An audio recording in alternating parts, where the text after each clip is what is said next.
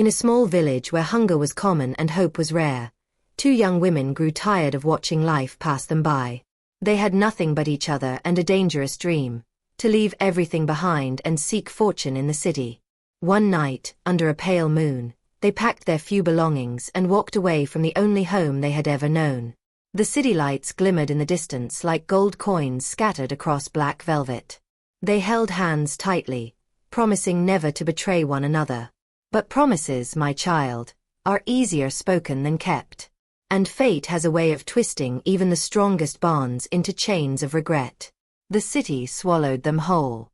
It was loud, crowded, and unforgiving. They rented a cramped room in a crumbling building where the walls were thin and dreams died quietly. Hunger gnawed at their bellies. Jobs were scarce, especially for village girls with no education or connections.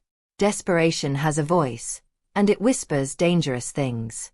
One evening, a well-dressed woman approached them in the market. She studied them carefully, then smiled. "You are both beautiful," she said smoothly. "There are men who would pay good money just to be in your company." The girls hesitated. They knew what she meant. But poverty crushes pride, and survival does not care about morality. That night, they made a choice that would change their lives forever. Their first client was a wealthy chief with rings on every finger. He paid them more money in one night than they had seen in a year. The girls stared at the cash, trembling. It felt like magic. Like power. Like freedom. They told themselves it was temporary, just until they saved enough to start something better. But money, once tasted, becomes addictive. Soon, more men came. Politicians. Businessmen. Each one richer than the last. They bought new clothes, ate at expensive restaurants, and moved into a nicer apartment.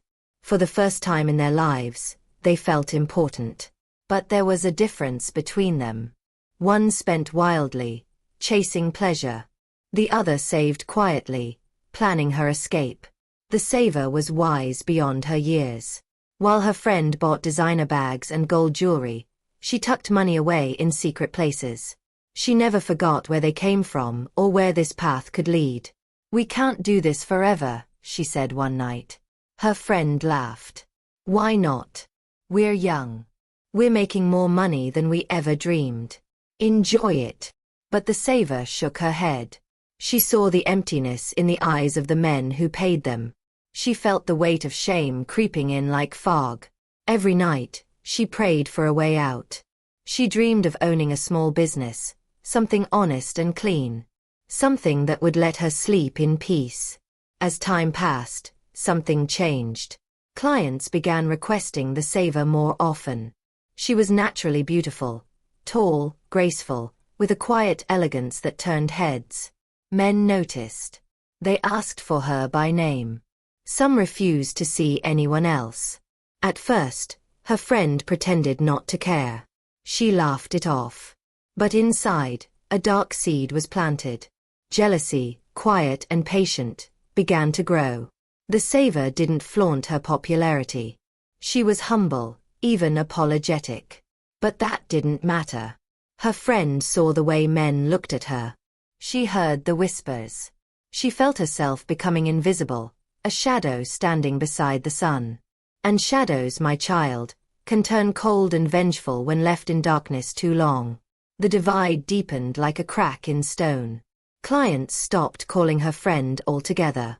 Sometimes they would arrive, see her, and ask, "Where is the other one?" Her friend's smile became forced. Her laughter hollow. She began drinking more, spending recklessly, trying to fill the emptiness with things that couldn't satisfy. Meanwhile, the saver's savings grew. She was close now, close to her goal, close to freedom. She could feel it. One evening, she made her decision. "I'm leaving," she told her friend. "I have enough saved. I'm going to start a business and leave this life behind." Her friend stared at her, eyes unreadable. Then she smiled slowly. "Just one more job," she said. "One last big one. Then we'll both be free." The job was simple, her friend explained. A powerful politician wanted companionship for one night. He was willing to pay an enormous sum, more than they had ever been offered. "It's enough for both of us to quit," her friend insisted. The saver hesitated. Something felt wrong. But her friend was persuasive, her eyes pleading. "Please. Just this once. For old time's sake. After this, we go our separate ways in peace." Reluctantly, the saver agreed. She didn't know that her friend had already made a darker choice. Jealousy had poisoned her heart completely. If she couldn't have the admiration, the money, the attention her friend had, then neither of them would. The trap was set. Betrayal was already in motion. The hotel was expensive, eerily quiet. The saver entered the suite, and immediately her instincts screamed danger. The room was too isolated. The politician wasn't there. Her friend had disappeared moments after leading her inside. She tried the door, locked from the outside. Her heart pounded. She pulled out her phone, but there was no signal. Fear gripped her throat. She heard footsteps in the hallway, slow and deliberate. Someone was coming. She pressed herself against the wall, searching desperately for another way out. The footsteps stopped outside the door. A key turned in the lock. The door swung open. A man stepped inside, his face cold and expressionless. In his hand was a knife. Time slowed. The man moved toward her without speaking. She understood instantly. This wasn't about pleasure. This was an execution. Her friend had sold her out. Betrayal cut deeper than any blade. But survival burns brighter than pain. As he lunged, she grabbed a glass bottle from the table and smashed it across his face. He staggered back, cursing. Blood poured from his cheek. She didn't wait. She ran to the window, threw it open, and climbed onto the ledge. It was a second-floor drop, but staying meant death. She jumped. The impact knocked the air from her lungs, but adrenaline carried her forward. She ran barefoot through the dark streets, limping, bleeding, but alive. She didn't stop running until her lungs burned and her legs gave out. Collapsing in an alley, she sobbed, not from pain, but from the crushing weight of betrayal. Her friend, the girl she had trusted with her life, had tried to have her killed. Why? Because of jealousy? Because men preferred her? The cruelty of it was unbearable. But even in that dark moment, she made a vow. She would survive. She would rebuild. She would never return to that life again. She wiped her tears, bandaged her wounds with strips of her torn dress, and disappeared into the night. She destroyed her phone, changed her appearance, and vanished completely. Her old life was dead. Now she had to become someone new. Months passed. She used her savings to rent a small shop in a different part of the city. She started a business selling handmade clothes and accessories. It was humble, but honest. She worked tirelessly, pouring all her pain and determination into every stitch. Slowly, customers came. Her reputation grew. People admired her work ethic and kindness. She never spoke of her past. To everyone, she was simply a hard-working young woman building a future. But she remained cautious. She changed her routes daily, avoided cameras, and kept a low profile. Yet somewhere deep inside, she knew, ghosts don't stay buried forever. And her past was still out there, waiting to find her. Her business flourished beyond her wildest dreams. Within a year, she had expanded to 2 locations. She employed other women, giving them the opportunities she once lacked. Respect replaced shame. Purpose replaced fear. For the first time, she felt truly free. Then one afternoon, as she arranged fabrics in her shop, she saw him, a man standing across the street, watching her intently. Her blood turned cold. He looked familiar. Too familiar. He smiled when their eyes met, a slow, knowing smile. Then he turned and walked away. Panic flooded her chest. Had her past found her? Was he connected to that night? Or worse, was her old friend searching for her? She locked the shop early and hurried home, looking over her shoulder the entire way. Days passed, and the man didn't return. She began to relax, convincing herself it was paranoia. But fate, my child, works in mysterious ways. One evening, while closing her shop, a kind voice spoke behind her. "Excuse me, do you sell custom orders?" She turned and saw a man, different from the one who had watched her. He was gentle-looking, with warm eyes and an honest smile. They talked. He ordered a gift for his mother. He returned the following week, and the week after that. Each visit lasted longer. They laughed together. He didn't ask intrusive questions. He simply saw her, not her body, not her past, just her. Slowly, carefully, she allowed herself to feel something she thought was lost forever. Hope. His name was Daniel. He was a schoolteacher, patient and thoughtful. He didn't have much money, but he had something far more valuable: integrity. He made her feel safe, respected, loved.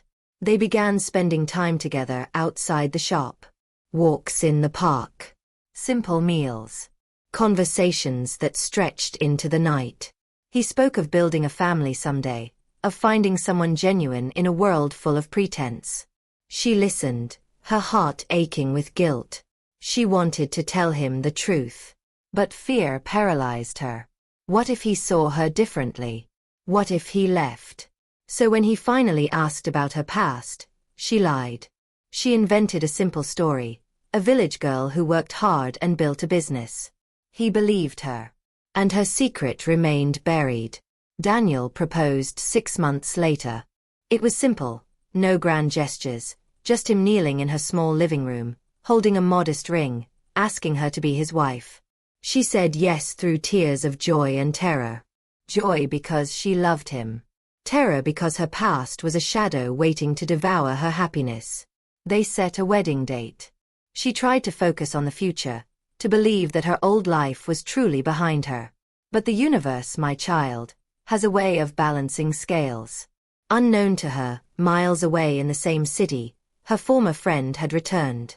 Glamorous, cold, and filled with bitterness, she had heard whispers of a successful businesswoman who matched her old friend's description. And she came looking. The former friend had changed. Wealth had hardened her. Bitterness had consumed her. She had continued in the trade, becoming more reckless and empty with each passing year. But no amount of money filled the void. She hated herself. And she hated the woman who had escaped, who had found redemption while she remained trapped. When she finally confirmed it was truly her old friend, alive, thriving, engaged, rage boiled inside her. "She gets to be happy," she whispered venomously. "She gets to pretend it never happened?" No. Jealousy, that ancient poison, demanded one final act of destruction. She began gathering evidence, old photos, names, places. She would expose everything. She would destroy the lie and watch her former friend's perfect life crumble. The former friend worked carefully. She contacted people from their past, collecting stories and proof. She created an anonymous message, attaching photographs from their former life, images that left no room for doubt. Then, 1 week before the wedding, she sent it to Daniel. The message was simple: ask your fiancée who she really is. Daniel stared at his phone in disbelief. The photos showed a woman who looked like his fiancée, but dressed provocatively, surrounded by wealthy older men in luxurious settings. His hands trembled. His heart shattered. He tried calling her, but couldn't speak. He needed time. He needed truth. Without explanation, he stopped answering her calls. He avoided her completely. And she, sensing something terribly wrong, spiraled into panic and despair. She went to his house. He wouldn't open the door. She begged through tears. "Please, let me explain. Please." Finally, he opened it, his face cold and distant. "Who are you?" he asked quietly. The question destroyed her. She tried to speak, but shame choked her words. He showed her the photos. Her world collapsed. "I can explain," she whispered. But he stepped back. "I need time," he said and closed the door. She returned home and wept until no tears remained. The life she had built, the love she had found, was slipping through her fingers. And the cruelest part? She couldn't even blame him. She had lied. She had hidden the truth. Now, she was paying the price for her past and her fear. Days turned into weeks. Daniel didn't contact her. She stopped eating, stopped sleeping. Her business suffered. Friends grew worried. But she couldn't explain the pain tearing her apart. One night, she stood at her window, staring into the darkness, wondering if some people were simply too broken to be loved. A knock startled her. Her heart leaped. Was it Daniel? She opened the door. It wasn't him. It was her former friend, standing there with a triumphant smile. Surprised, she purred. Did you really think you could just walk away and live happily ever after? The saver stared at her, too exhausted for anger. Why? She whispered. Why can't you just let me go? Her friend's smile faded, replaced by something raw and painful. Because you had everything I wanted. And if I can't have it, neither can you. The former friend's confession poured out like poison. It wasn't just about the money or the escape. It was about always being second. Always being compared. Always watching men choose her friend instead. Do you know what it's like, she hissed, to be invisible while standing right next to someone? To be nothing while they shine. The saver listened, her heart breaking not with fear, but with pity. She finally understood. Her friend hadn't just betrayed her out of greed, she had done it out of deep, painful insecurity. I'm sorry you felt that way, she said softly. But I never asked for any of it. I just wanted to survive. Like you. Her friend's eyes filled with tears, but her jaw tightened. It doesn't matter now. I've destroyed you. Just like you destroyed me. She turned to leave. But the saver's voice stopped her. I forgive you. The words hung in the air like a bell's echo. Her friend froze, then turned slowly, disbelief written across her face. What? I forgive you, the saver repeated, her voice steady. I forgive you for the betrayal, for the attack, for trying to ruin my life. I forgive you. But stay far away from me. The calmness, the absence of hatred or revenge, unsettled her friend more than any curse could. For the first time, she realized she had no power anymore. No control. The hold she thought she had was gone. Shaken, she stumbled backward and fled into the night. Neither of them noticed the figure standing in the shadows nearby. Daniel, who had come to find answers. He had heard everything. Daniel stepped into the light.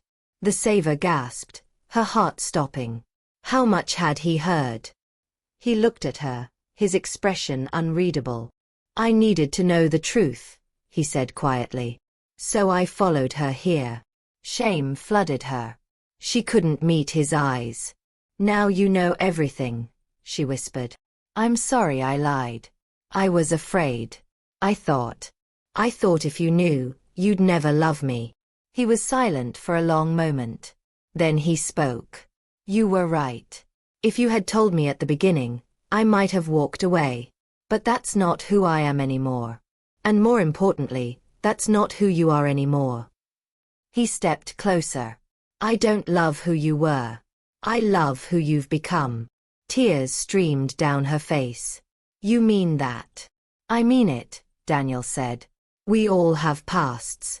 We all make choices we regret. But I've watched you build something beautiful from nothing. I've seen your kindness, your strength, your heart. That's the woman I fell in love with. He took her hands. I won't lie, this hurt. It shook me. But I also saw something tonight. I saw you forgive the person who tried to destroy you. That takes a kind of strength most people never find. And I want to spend my life with someone that strong. She collapsed into his arms, sobbing with relief and gratitude. He held her tightly, whispering, We'll face this together. No more secrets. No more fear. Just us. And for the first time in years, she truly believed in second chances. They married quietly, surrounded only by close friends who knew their story and loved them anyway. It wasn't the grand wedding she had once imagined, but it was real, honest, full of love. Over the years, they built a family. 2 beautiful children who grew up hearing stories of resilience and forgiveness, though never the full details of their mother's past. She continued her business, expanding it into a program that helped women escape dangerous situations and rebuild their lives.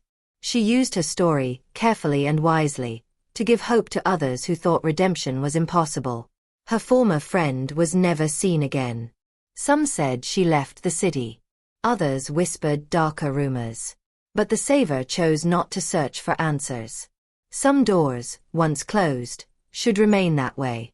And so, my child, the story ends not with revenge, but with peace. The woman who once sold herself to survive became a woman who saved others from the same fate. The man who could have walked away chose love over judgment. And the friend consumed by jealousy learned, too late, that destroying others only destroys yourself. Remember this: your past does not define you, your choices do. Mistakes can be redeemed. Shame can be healed. And love, true love, sees not where you've been, but where you're going.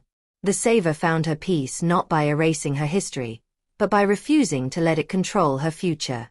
That, my child, is the truest freedom of all. Now go, and carry this lesson in your heart.